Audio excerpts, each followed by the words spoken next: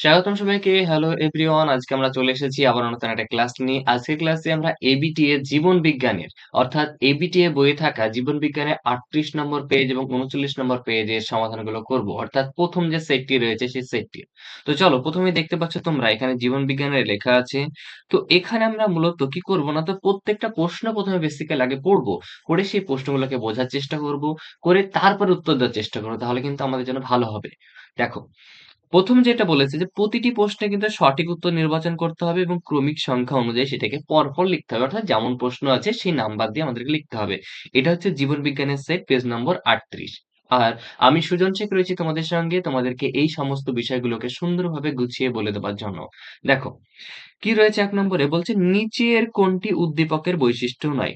অর্থাৎ এক নম্বর প্রশ্নে যেটা বলা হয়েছে, নিচে অনেকগুলো অর্থাৎ চারটে অপশন রয়েছে, সেই চারটে অপশনের মধ্যে একটা অপশন রয়েছে যেটা উদ্দীপকের বৈশিষ্ট্য হবে না, সেটাকে আমাদেরকে নির্বাচন করতে হবে।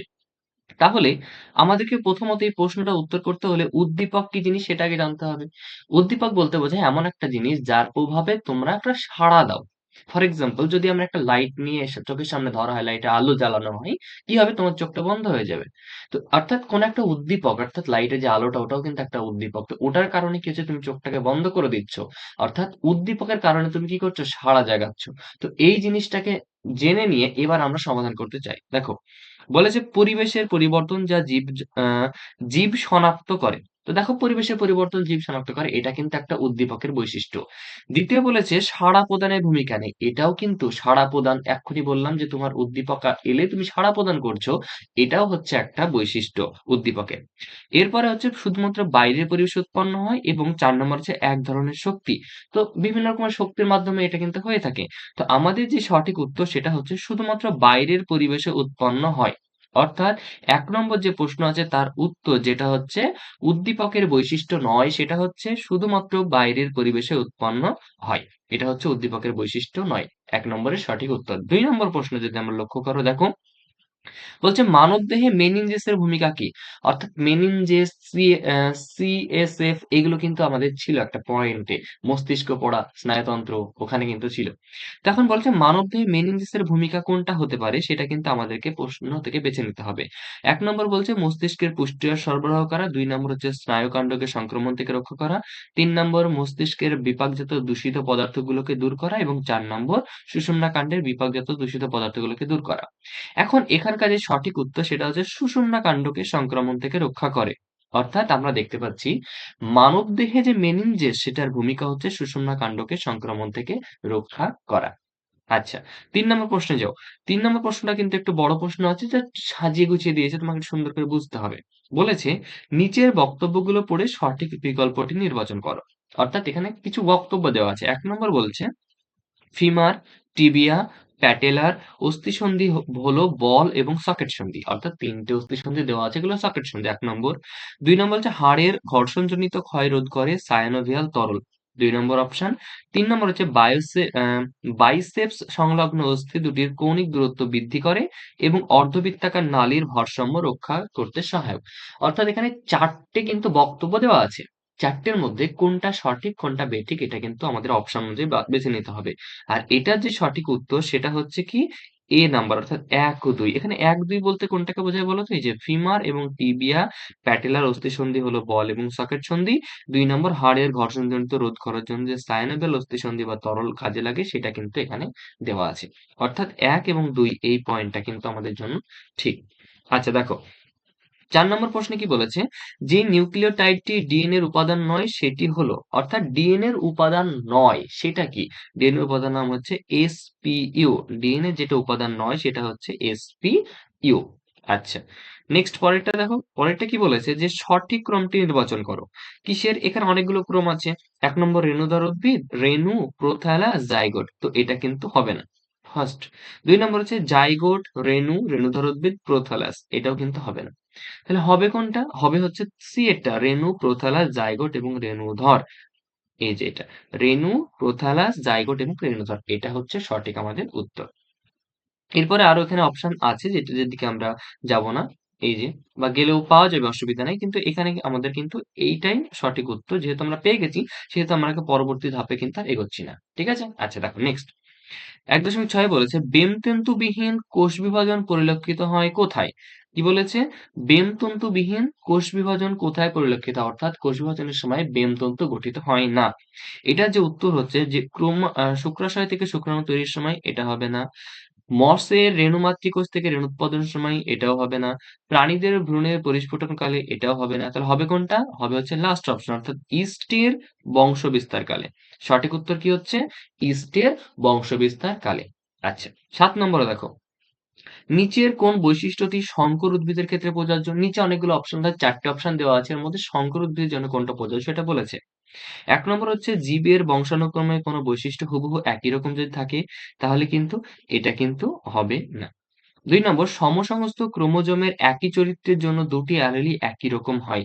এটা কিন্তু আমাদের হচ্ছে সঠিক উত্তর। আমাদের সঠিক উত্তর হচ্ছে সমসংস্থ ক্রোমোজোমের একই চরিত্রের জন্য দুটো অ্যালিল একই রকম হয়।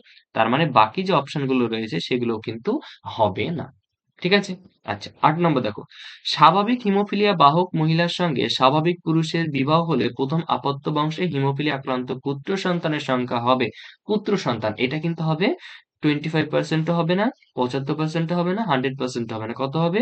50%। কেন 50%? কেননা যদি আমরা ভালো করে দেখি চেকার বোর্ডে তখন দেখব 50% ছেলে 50% মেয়ে কিন্তু আক্রান্ত হচ্ছে। তো এটাই হচ্ছে 50% এর সঠিক উত্তর। আচ্ছা দেখো ১.৯ কি বলেছে যে কোনটি ডিম্বাণুকে সূচিত করে? তো 22 AY এটা ডিম্বাণুকে সূচিত করে না। আবার 44 A X শুধুমাত্র X তো থাকে না, XY আকারে থাকে এটাও হবে না। এখানে 44 A XX এটা কিন্তু মহিলাদের। ঠিক আছে? এটা হচ্ছে মহিলাদের কিন্তু এটা কিন্তু ডিম্বাণুকে সূচিত করে না। আর ডিম্বাণুকে সূচিত করতে গেলে আমাদের যেটা প্রয়োজন সেটা হচ্ছে অপশন ডি অর্থাৎ N। অপশন ডি উত্তর হচ্ছে N। বোঝা যাচ্ছে? আচ্ছা, নেক্সট প্রশ্ন। নগ্ন জিন আসলে কি? নগ্ন জিন কি? ১ নম্বর বলছে ডিএনএ প্রকৃতির নিউক্লিক অ্যাসিড। এটা কিন্তু হবে না। কেন? নগ্ন জিন ওই যে আমাদের যে কোয়াসারভেট মডেল, মাইক্রোস্ফিয়ার মডেল যখন পড়েছিলাম ১ম দিকে তখন কিন্তু এগুলো ছিল। তো এটা হচ্ছে সঠিক উত্তর হচ্ছে আরএনএ প্রকৃতির নিউক্লিক অ্যাসিড। এটা সঠিক উত্তর কি হবে?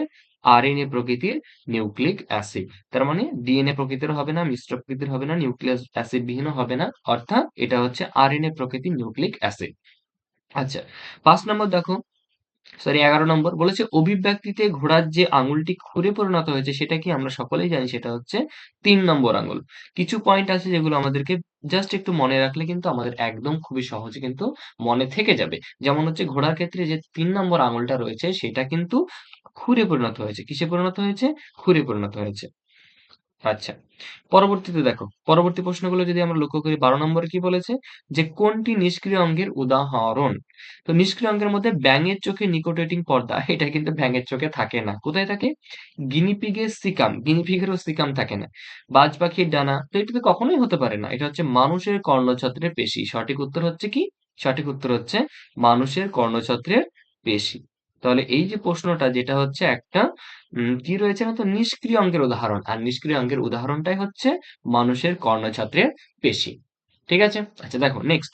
পশ্চিমঘাট ও শ্রীলঙ্কা হটস্পটের অন্তর্ভুক্ত এন্ডেমিক জীবটি হলো কি? কলসপত্রী, ম্যাগনেলিয়া নীলগিরিকা, একশৃঙ্গ গন্ডার, ওরাংওটাং। তো সব উত্তরগুলোর মধ্যে সঠিক উত্তর হচ্ছে ম্যাগনেলিয়াম নীলগিরিকা। সঠিক উত্তর কি? ম্যাগনেলিয়া নীলগিরিকা। ম্যাগনেলিয়া নীলগিরিকা। ঠিক আছে? আচ্ছা নেক্সট। বলেছে ১.৪ এ বলেছে প্রাকৃতিক সম্পদের অতিব্যবহারের ফলে বিলুপ্তির উদাহরণ হলো কি কি বিলুপ্ত হয়ে যাচ্ছে? ১ নম্বর কচুরিপানা, ২ নম্বর সর্পগন্ধা, ৩ নম্বর পার্থেনিয়াম, ৪ নম্বর ল্যান্টানা ক্যামেরা। দেখো সমস্ত কিছু কিন্তু বিলুপ্ত হচ্ছে ক্রমশ ধীরে ধীরে। বাট এর মধ্যে যেহেতু বলেছে প্রাকৃতিক সম্পদের অতিব্যবহারে, প্রাকৃতিক সম্পদ বেশি পরিমাণে ব্যবহার করলে যেমন পার্থেনিয়াম বলো, ল্যান্টানা ক্যামেরা বলো, কচুরিপানা এগুলো সব হচ্ছে বহিরাজাত যে প্রজাতি আছে তারা যখন ভারতবর্ষে এসেছে এর ফলে বিলুপ্ত হয়েছে। কিন্তু প্রাকৃতিক কারণে যেটা হচ্ছে সেটা হচ্ছে সর্পগন্ধা। তাহলে সঠিক উত্তর কি হবে? সঠিক উত্তর হচ্ছে সর্পগন্ধা। হ্যাঁ, সঠিক উত্তর হচ্ছে সর্পগন্ধা। আচ্ছা, লাস্ট প্রশ্ন হচ্ছে কি যে ব্ল্যাক ফুট ডিজিজ ঘটে কোন দূষণের ফলে? ব্ল্যাক ফুট ডিজিজ ঘটে কোন দূষণের ফলে? তো জল, বায়ু, মাটি, শব্দ। আমি যদি ৪ টেই কেটে দিই তাহলে কি হবে? না। এর মধ্যে সঠিক যে উত্তর সেটা হচ্ছে কি জলদূষণের ফলে। ব্ল্যাক ফুট ডিজিজ যে রোগের জন্য হয় সেটা কি হচ্ছে? জলদূষণের ফলে। ঠিক আছে? আচ্ছা। তাহলে আজকে এ পর্যন্তই। আবারও দেখা হচ্ছে পরবর্তী কোনো একটা ভিডিওতে। ততক্ষণ পর্যন্ত সমস্ত কিছু ভালো করে প্রিপারেশন নিতে থাকুন। Thank you.